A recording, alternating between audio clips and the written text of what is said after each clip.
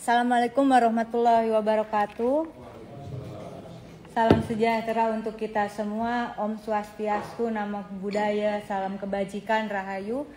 Yang kami hormati pimpinan dan anggota Komisi 6 DPR RI, yang kami hormati Ketua KPPU, Ketua BPKN, beserta jajarannya, hadirin yang hadir di rapat terdengar pendapat umum terkait beberapa hal yang sangat krusial pada masa sidang ini. Bapak Ibu yang kami hormati, izinkan pertama kali saya ingin menyampaikan kita sharing bahwa segala peraturan perundang-undangan itu ada undang-undangnya khusus yang mengatur, yaitu undang-undang tentang penyusunan peraturan perundang-undangan. Mari kita sama-sama refresh lagi di pasal 7-nya. Di sana terdapat hierarki peraturan perundang-undangan.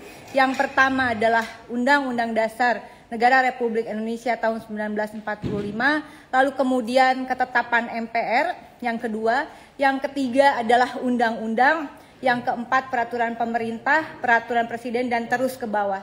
Hierarki di pasal 7 ini juga memperlihatkan bahwa satu produk peraturan perundang-undangan tidak bisa melampaui hierarki di atasnya. Saya kira itu menjadi catatan penting untuk kita semua. Berkaitan dengan hal itu, dalam kesempatan ini saya izin untuk sharing juga bahwa kita memiliki TAP MPR nomor 16 tahun 1998 tentang demokrasi ekonomi. Pelaksanaan amanat demokrasi ekonomi sebagaimana dimaksud dalam pasal 33 Undang-Undang Dasar 1945. Dan kemudian ini menimbangnya, sejalan dengan perkembangan kebutuhan dan tantangan pembangunan nasional diperlukan keberpihakan politik ekonomi yang lebih memberikan kesempatan, dukungan, dan pengembangan ekonomi rakyat yang mencakup koperasi, usaha kecil dan menengah sebagai pilar utama pembangunan ekonomi nasional. Lalu Bapak Ibu mohon nanti kita bisa pelajari bersama di pasal 1, kemudian ini menyangkut politik ekonomi Indonesia, karena ini ketetapan MPR Bapak Ibu, di atas undang-undang artinya, dan harus tetap kita patuhi. Ini dalam rangka mencakup kebijakan, strategi, dan pelaksanaan pembangunan ekonomi nasional sebagai perwujudan dari prinsip-prinsip dasar demokrasi ekonomi yang mengutamakan kepentingan rakyat banyak untuk sebesar-besarnya kemakmuran rakyat sebagaimana dimaksud dalam pasal 33 Undang-Undang Dasar 1945. Pasal 2, politik ekonomi nasional diarahkan untuk menciptakan struktur ekonomi nasional agar terwujud pengusaha menengah yang kuat dan besar jumlahnya, serta terbentuknya keterkaitan dan kemitraan ekonomi yang saling menguntungkan antar pelaku ekonomi yang meliputi usaha kecil, menengah, koperasi, usaha besar, swasta, BUMN, yang saling memperkuat untuk mewujudkan demokrasi ekonomi dan efisiensi nasional yang berdaya saing tinggi. Pasal 3, dalam pelaksanaan demokrasi ekonomi tidak boleh, ini menjadi saya highlight sengaja, dalam pelaksanaan demokrasi ekonomi tidak boleh dan harus ditiadakan terjadinya penumpukan aset dan pemusatan kekuatan ekonomi pada seorang, sekelompok orang, atau perusahaan yang tidak sesuai dengan prinsip keadilan dan pemerataan. Bapak Ibu dari KPPU dan juga Ketua BPKN beserta jajarannya, mohon nanti kita sama-sama mempelajari lagi, karena ketetapan MPR tentang demokrasi ekonomi, sekali lagi nomor 16 tahun 98 masih berlaku. Oleh karena itu, sambil menunggu adanya revisi terkait entah itu undang-undang yang mengatur KPPU atau BPKN, kiranya kita sama-sama memiliki pegangan. Selain Undang-Undang Dasar khususnya pasal 33, sekali lagi mohon izin kami mengingatkan adalah TAP MPR nomor 16 tahun 98. Dan apa yang ingin saya sampaikan tidak lepas dari amanat konstitusi maupun amanat TAP MPR dan undang-undang terkait. Bapak Ibu, kalau boleh saya tanya terutama dari KPPU, tadi Bung Andre sempat menanyakan, artinya KPPU bisa merekomendasikan kepada siapa saja, betul Pak? Nah, saya ingin bertanya Bapak Ibu, sebetulnya ini saya sampaikan, jadi ada dua hal. Pertama ke KPPU, saya kira nanti ke BPKN, perlindungan konsumen, saya akan bertanya isu lain. menanyakan sama dengan Bu Neti tadi, saya mengeluarkan rilis secara resmi meminta Kementerian Perdagangan untuk menyampaikan daftar perusahaan yang memiliki perusahaan minyak goreng sekaligus perusahaan kelapa sawit. Mengapa demikian? Karena ini menjadi penting. Bapak Ibu, saya tidak tahu data dari KPPU sama atau tidak, tapi paling tidak mungkin saya mengambil dari Disteka CCI, Pak, 2020 ada kelompok perusahaan, lalu pangsa pasar di 2019, data saja kita tidak bisa update, lalu pengusaha lahan perkebunan sawit di tahun 2017. Kalau Bapak menyampaikan tadi ada sekitar 8 perusahaan, maka menurut saya terindikasi adanya monopoli di 6 perusahaan besar. Mohon koreksi kalau data saya salah, Pak. Ini mungkin indikasi saja. Saya tidak menyampaikan menuduh ya, tapi ini indikasi, silahkan pembuktian terbalik. Kelompok perusahaannya pertama adalah Royal Golden International Group. Mungkin kalau Pak Mufti ingin mengetahui, mungkin data saya salah, tapi silahkan dicek. Sekali lagi, Royal Golden International Group dengan pangsa pasar di 2019 saja mencapai 19,33%, dengan penguasaan lahan 161.890 hektar di 2017. Dua Wilmar Group 15,03% dengan luasan lahan 502,847.000 hektar. Hampir 1 juta hektar. Banyak banget lahannya. Sinarmas Group 14,33% pangsa pasar minyak gorengnya di 2019 dengan penguasaan lahan sawit 163.153,155.000 hektar. Kemudian yang keempat, Salim Group 10,12% pangsa pasar minyak gorengnya dengan luas lahan 330,630 hektar.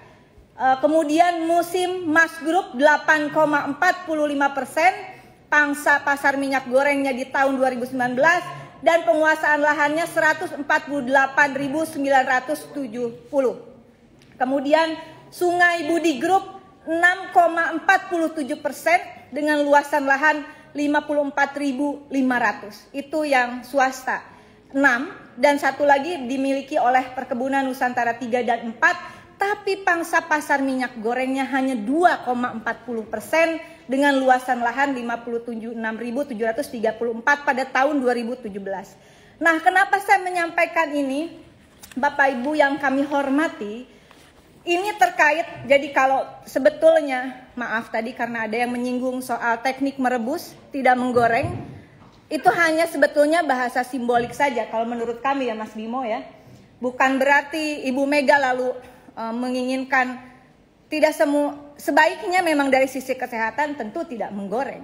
Tetapi jangan sampai isu minyak goreng ini melahirkan panic attack yang kemudian dimanfaatkan oleh oknum-oknum tertentu untuk mengambil apa yang punya jatahnya. Dalam hal ini saya kaitkan dengan pemberitaan di kompas.com saja.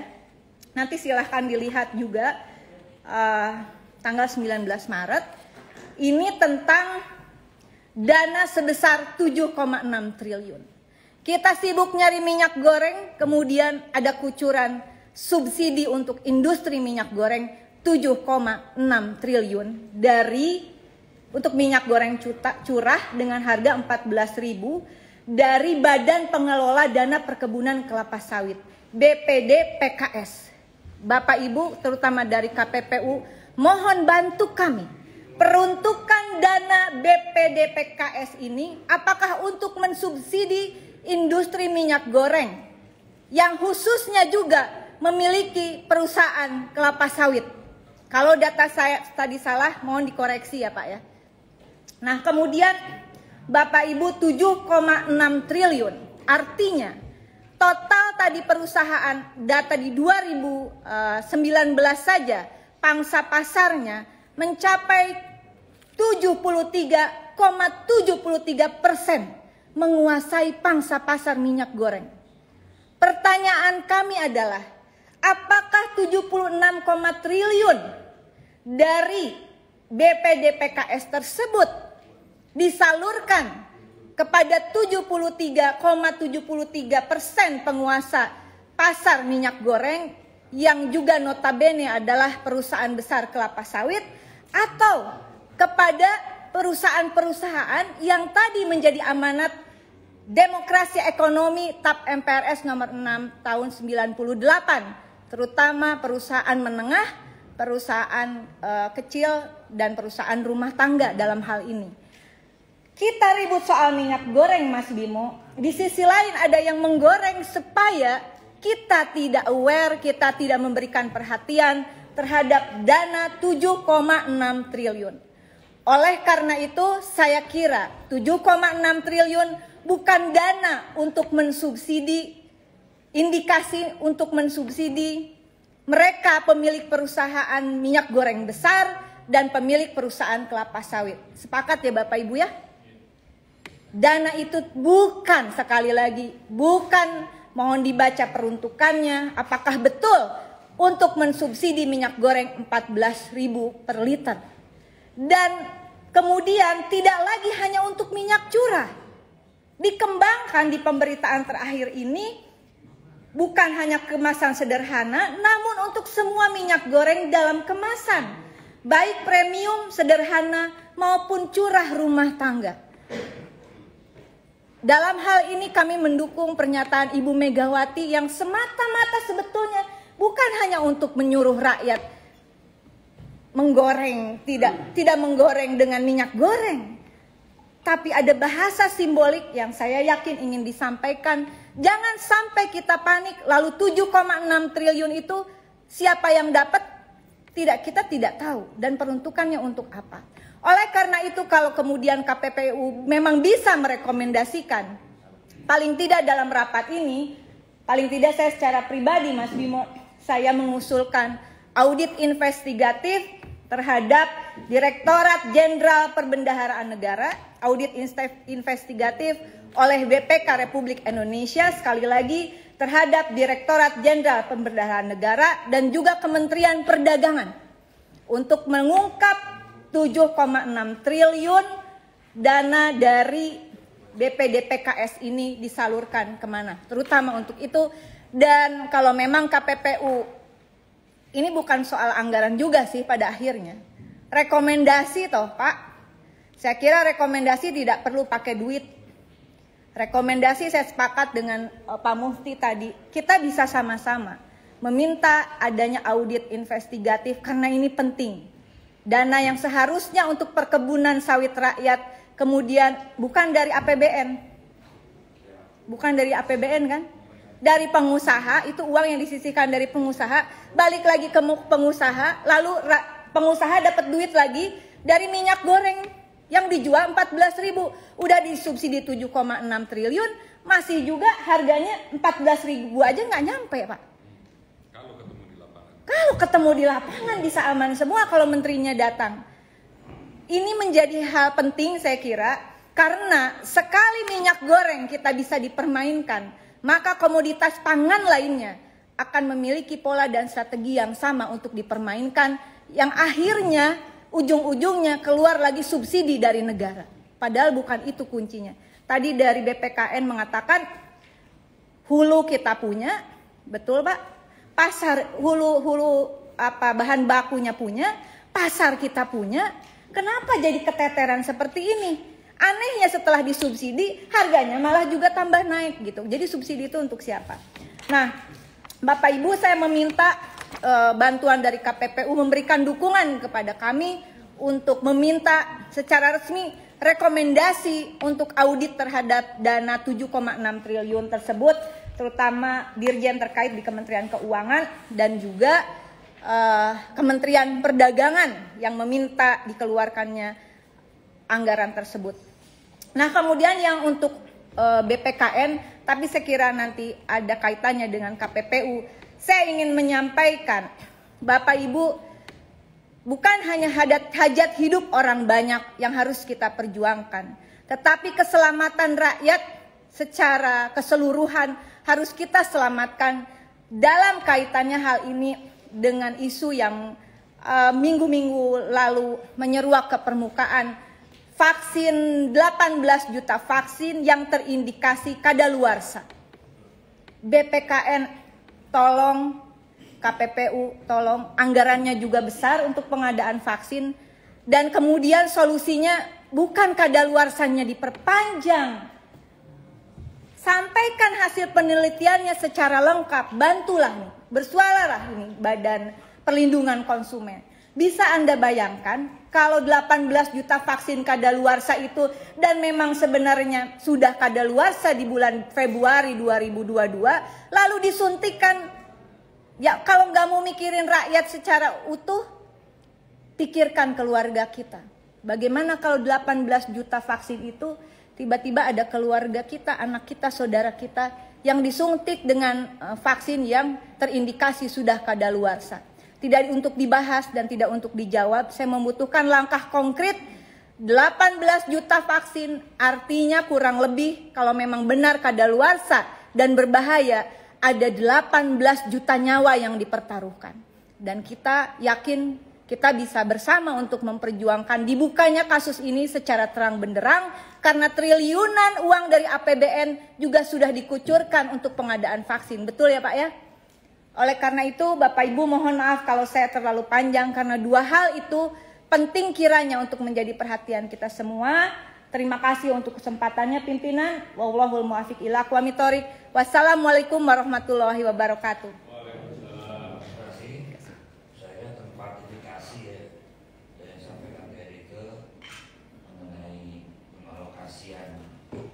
untuk hal yang terkait dengan dana dari Badan Pengelola Sawit untuk memberikan subsidi untuk harga minyak goreng yang 14.000 per liter. Saya kira ini perlu betul bagaimana proses dari hulu dan hilirnya, mitigasinya perlu dicermati.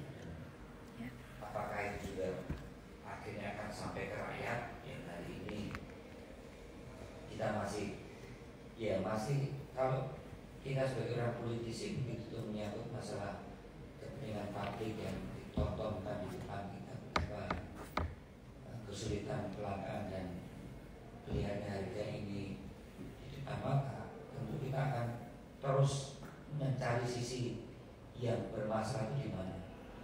Ada kesenjangan akses Pak rakyat menyelesaikan masalah ini. Bagaimana menyelesaikan ini? Ya, jembatan akses jadi kita di sini. Nah, ini sudah 4 bulan tidak bisa bergerak. Sebagai anggota DPR yang langsung berhadapan, tentu kita akan minta kepada instrumen pemerintah termasuk KPU dan BPKN untuk melihat audit kebijakan-kebijakan itu efektifnya kayak apa. Yang jelas karena sudah tidak efektif, terus saja antara kelangkaan dan pilihan harga dengan berbagai opsi yang sudah dilakukan. Berarti persoalan penyelesaian yang tidak mendasar atau implementasi kebijakan mengatasinya di tingkat operasionalisasinya yang berjalan. Nah kalau di tingkat kebijakan kita bisa bicara sama menteri, kalau program kita bisa bicara dengan menteri.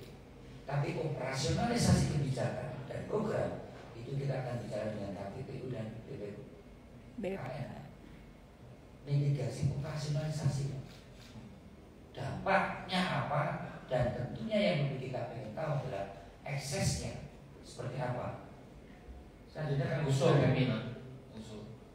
Kalau bisa, ini kan kelihatan KPPU nggak mau terlalu terbuka soal minyak goreng. Hasil investigasinya. Kalau nanti saat itu kita minta tertutup sebentar boleh kan? Ya nanti kita khusus tertutup nanti.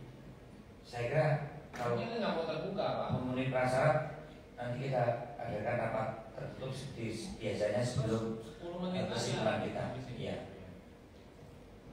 Saya sepakat nanti kita tawarkan pun. Silakan Pak Rudi Hartono Bangun. Ini aja dulu.